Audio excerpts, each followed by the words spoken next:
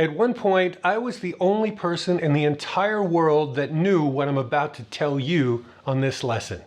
It was the guiding principle for me for all of my programming and all of my time in radio after I saw this.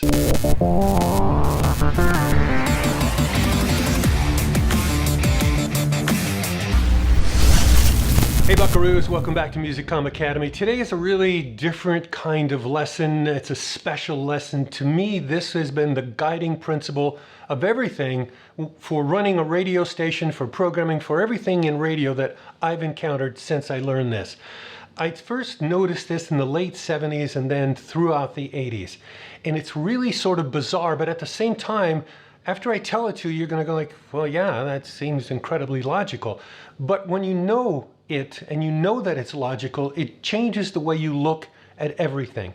So let me start here and I'll bring you up to speed, and this is not going to be a long lesson by any stretch. Probably the most important lesson though I could ever give you as an overall. Okay, so this is Windsor, Ontario. You see that building down at the end of the street? The street is in Windsor, Ontario. That's in Canada. That building right at the end of the street literally is in Detroit. It's in an entirely different country.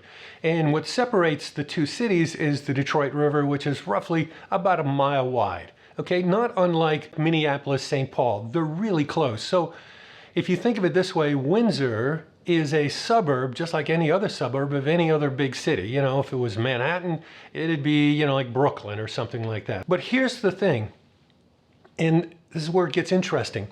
So I'm a PD and I'm a jock during this period of time, and I get to look at the rating books. Now, for CKLW, we're the only Canadian radio station, you know, anywhere in the country that had sales offices in Detroit. We had them in Southfield, Michigan, because we got an enormous amount of money coming out of the Detroit market. But we also got money from the Windsor market.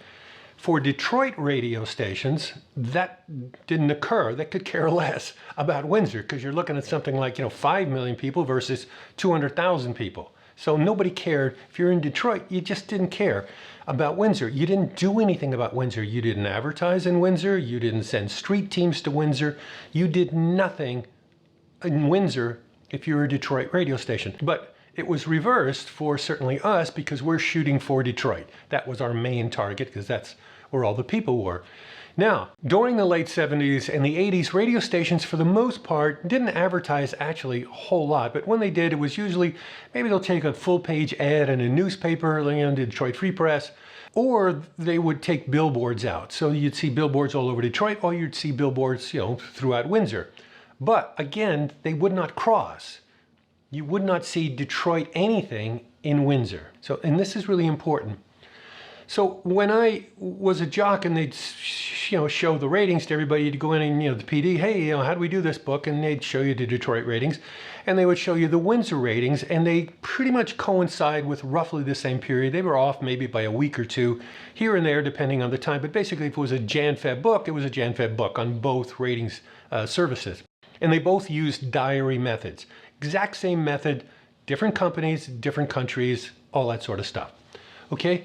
But what I started to notice, you know, late 70s, and then when I became the PD of CKLW, you know, in 1980, and then for years following that, I would continually start looking, and what I found was the ratings were exactly the same in both cities. I mean, give or take a point or two here and there, they're pretty much identical. Where I first really noticed it, there was a radio station that came on the air in Detroit called Wheels. Wheels was, Bobby Hetrick was the PD. It was owned by Doubleday. They threw a lot of money into it. On the Detroit side, there was lots of billboards with this big tire and, you know, Wheels. It was cool.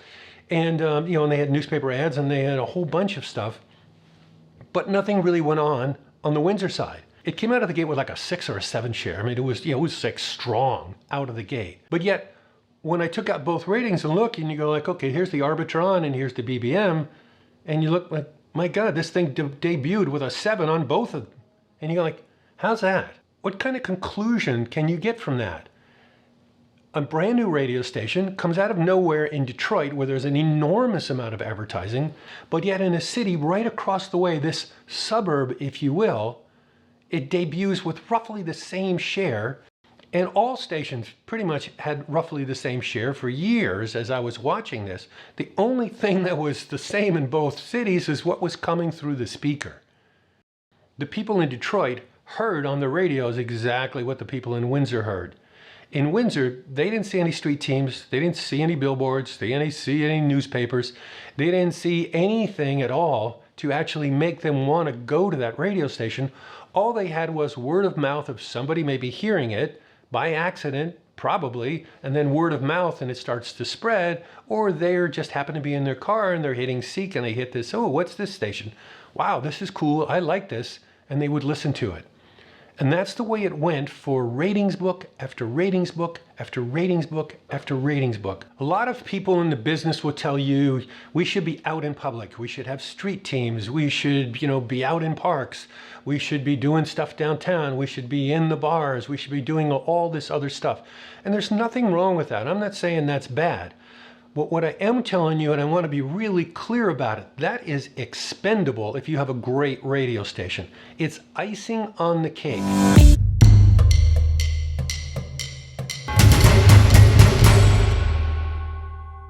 I'm going to be knocking off a bunch of short lessons like this one, as many as I can, because I'm going in for eye surgery.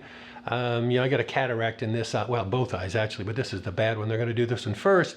And then I got another one coming up in September to do the other eye. So from everything I can gather, for a good week and a half, I'm going to be out of commission. I'm going to look like Jack Sparrow with an eye patch, So I'm going to try to avoid all that. So I'm, knocking off a bunch of lessons, hopefully in the can, and I'll be feeding them out to you while I'm recuperating from this. And we'll get back into the normal heavy duty stuff as soon as this eye is all healed up, which hopefully maybe will only be 2-3 weeks. So until the next lesson, subscribe, hit the like button, and of course, hit that notification bell so you get all the lessons when I do them.